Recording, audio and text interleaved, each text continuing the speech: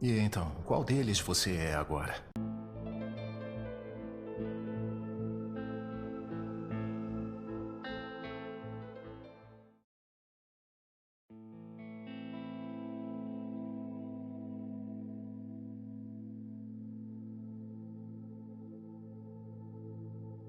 Quando começamos a assistir Jujutsu Kaisen pela primeira vez, achamos que Itadori é amaldiçoado apenas quando ele consome o primeiro dedo de Sukuna. Porém, isso não é verdade. Talvez a maldição que mais tenha consumido Itadori durante a obra inteira não tenha sido do rei, e sim do seu próprio avô.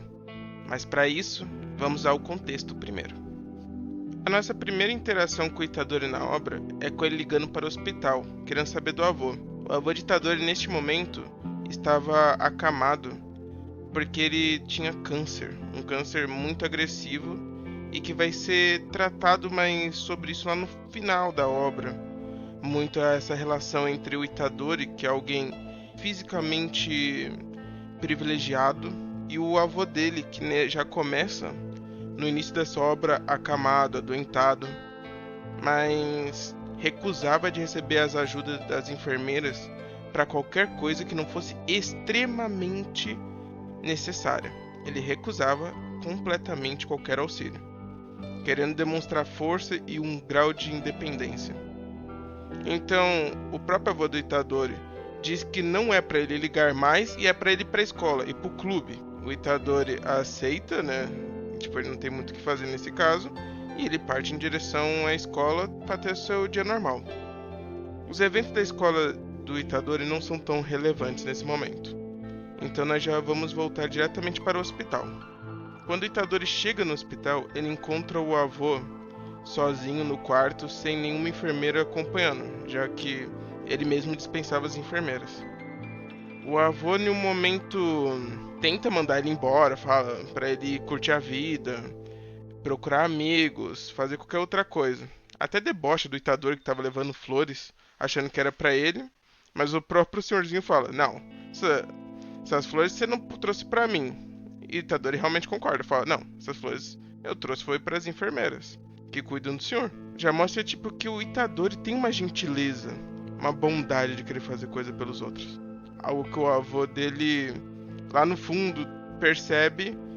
E quando o Itadori fala pra ele parar de ser essa pedra e desabafar, nós temos a primeira vez o avô do Itadori se desarmando e desabafando com o neto. Para com a neurose, vai. Pode ser você mesmo. Tchê, sua criação foi mole. Após esse desabafo do avô de Itadori, que realmente estava arrependido da maneira que viveu e que talvez tenha influenciado o próprio neto, ao ver ele sozinho naquele quarto, o acompanhando enquanto os amigos, provavelmente Itadori, deviam estar fazendo alguma outra coisa naquele momento. E ele preocupado, ele pede para que o Itadori ajude pessoas, faça amigos, para que ele não termine na mesma situação dele. E apesar dessas palavras serem bonitas e quererem trazer um objetivo bom para a vida do Itadori, infelizmente, esses arrependimentos vindos do avô do Itadori talvez tenham condenado o seu neto a uma maldição que nem ele mesmo pretendia fazer. Senhor Itadori? Meu avô, ele morreu. Após seu avô falecer, Itadori, ainda no hospital, é confrontado por Megumi Fushiguro. Megumi é um adolescente extremamente diferente de Itadori. Ele não é gentil, ele é alguém prático e objetivo. Essa questão prática dele é tanta que ele diz para Itadori que maldições existem e não importa se ele acredita ou não. Ele está à procura do dedo de Hyomen Sukuna. O dedo de Sukuna é um objeto extremamente poderoso que os amigos de Itadori, naquela mesma noite, iriam abrir o selo achando que era apenas mais um objeto simples. Algo que nem faria nada de mal acontecer. Itadori fala isso para Megumi e os dois partem em direção à escola. Só de ter a mínima possibilidade de seus amigos estarem em perigo, ele já parte imediatamente em busca de ajudá-los, talvez já iniciando bastante o que a maldição do avô de Itadori tenha feito sobre si. Isso é muito visível porque assim que ele chega no terreno da escola, Megumi pede para que Itadori o espere, já que realmente o objeto já foi aberto e todo o poder lá acumulado dentro dele atraiu várias e várias maldições. Megumi diz que se Itadori entrar, ele irá morrer, e parte.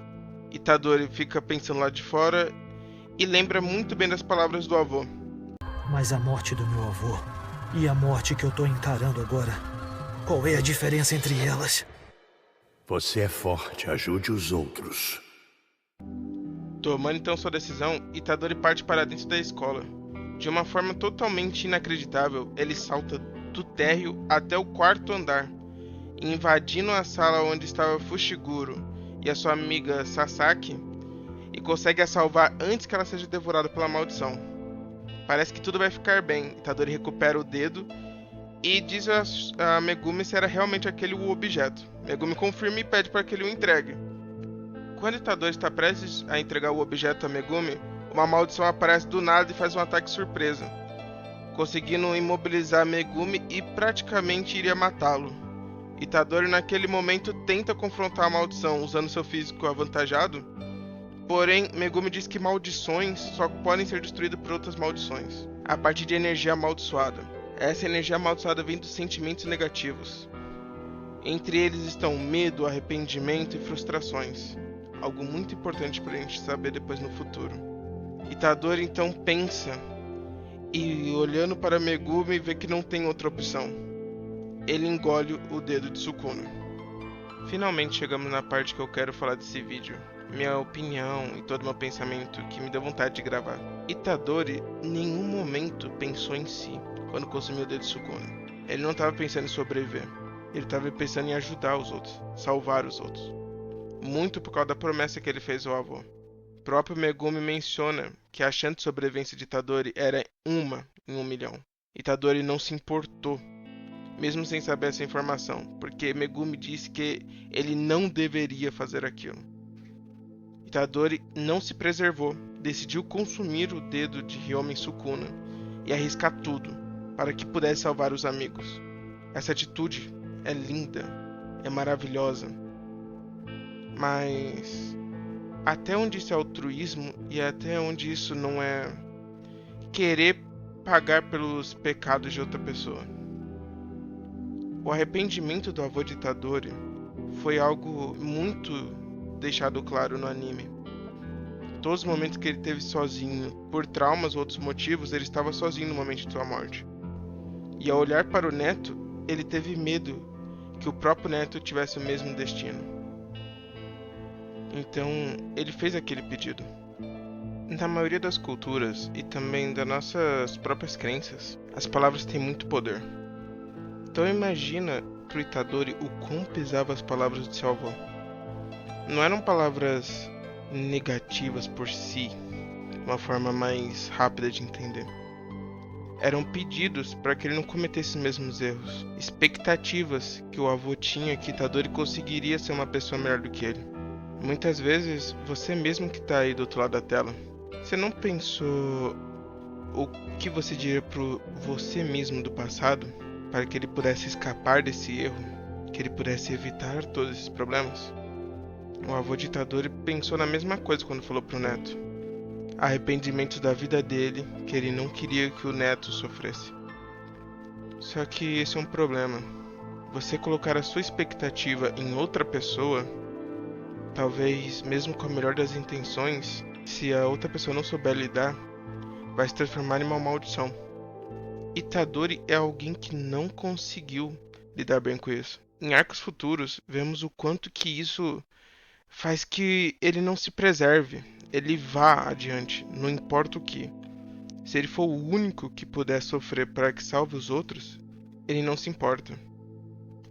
Algo tão diferente para um humanista, alguém que busca tanto querer o bem no final da vida dos outros. Mas talvez seja esse o problema com o Itadori. Ele busca muito a morte honrosa, uma morte bonita com significado, mas às vezes esquece que a vida também tem que ser uma vida completa. Mas e você do outro lado? Você já sofreu com algo parecido envolvendo expectativas depositadas em você? O que você acha que Itadori deveria ter feito?